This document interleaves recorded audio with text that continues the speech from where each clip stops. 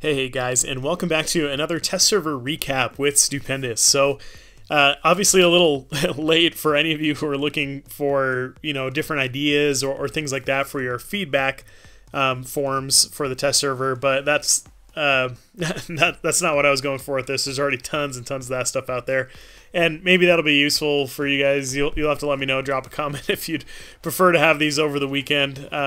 For me, I just feel like for a lot of people, it might just be nice to have the information out there for all of that, because I'm not certain how much our feedback plays into the game.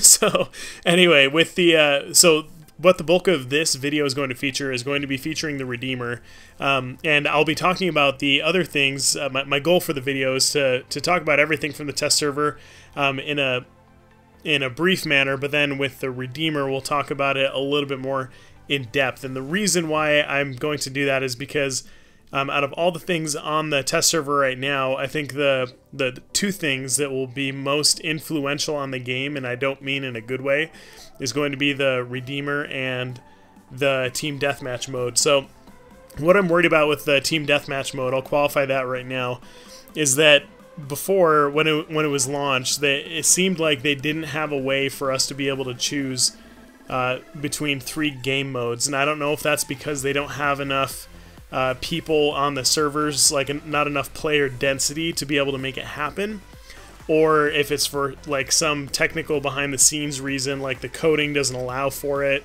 in its current state, and they have to overhaul, one of the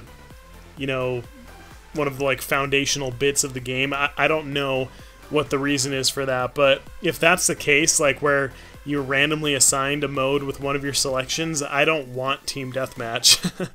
It's the most it's not the most interesting of the game types. I feel like with Beacon Rush, there's some strategy, and not to say that there's not some strategy with this, but as far as like mindful gameplay, which is what I'm interested in, and not what everyone is interested in, but as far as what I'm interested in, I would prefer to not have it on there if it means that I don't get to choose between either Domination or Beacon Rush in the future, or some other random cocktail of of modes that they throw together. And I don't particularly want that. If they find a way to add it in, maybe, then I think Team Deathmatch can be fun. But I think the issue with testing, as much as they tested on this right now, like on this test server this past weekend, is I don't think all of these weapons should have been debuted. If they're interested in actual feedback form, I don't think that these weapons should have been debuted on Team Deathmatch. It should have been debuted on Domination and or Beacon Rush. So anyway, my opinion on that. And as far as the Redeemer, besides the bug where it's able to surpass shields, I went through, I think I had like 20 rounds, and I went through and looked at footage of where I saw a Redeemer either break through my shield without my shield actually being broken, or something, or something else. And I found that it was about 60% of the time I was either getting struck by it, or I was able to surpass someone else's shield using the Redeemer. So that's just a bug that needs to be fixed with it, or maybe that's intentional. But yeah, so, and the other thing with it is I think the damage would need to be brought down. If you think about where it puts the damage, if it was up to like Mark II level 12, for example, I think I calculated it to be like if you're raising 10% each level. So if you went from level 8 up to level 14, which is basically what Mark II level 12 is, then it would put you at like 25,000 damage per blast. Whereas it's on the test server at level 8 right now, it's like just over 15,000 damage per blast.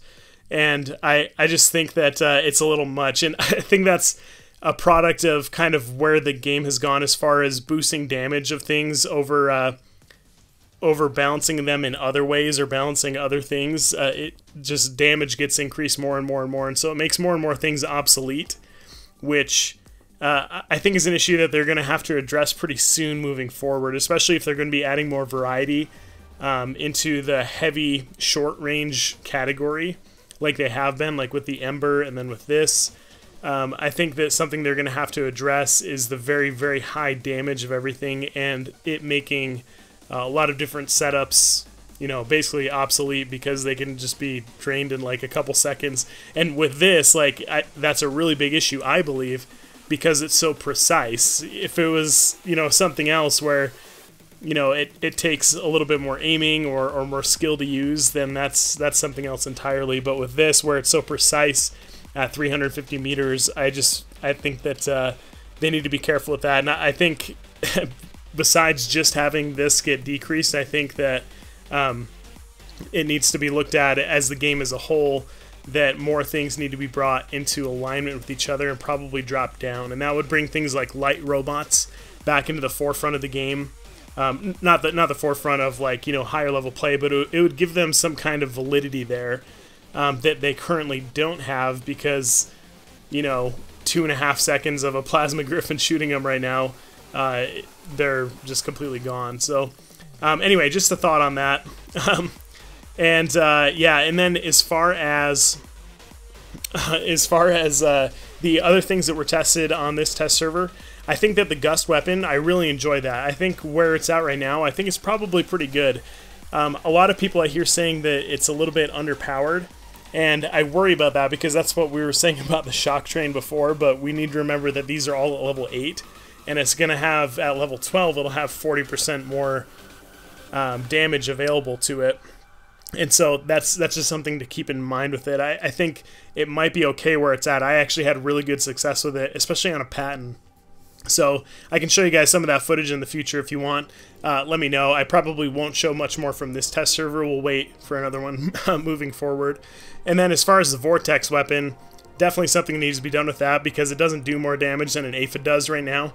Maybe they need to tighten the grouping, or maybe they need to do something else, but I think there still needs to be something addressed there without making it too overpowered. But it is hard to say since it's at level 8 stuff. Anyway, this was my first round with a full Redeemer hanger, and I didn't have another round like under 1 million. So anyway, that's my thoughts on the test server.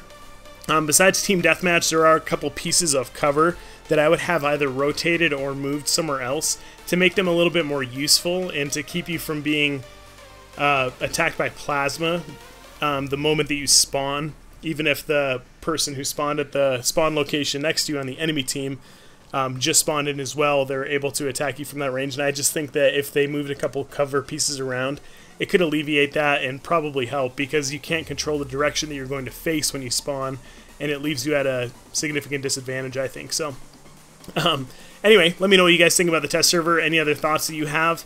Do you agree or disagree with me? And please remember that all of these are just my opinions, the crazy ramblings of old Stu. So anyway, drop a comment below, let me know what you think, and yeah, we'll catch you guys in the next video. And I hope you guys have an amazing day.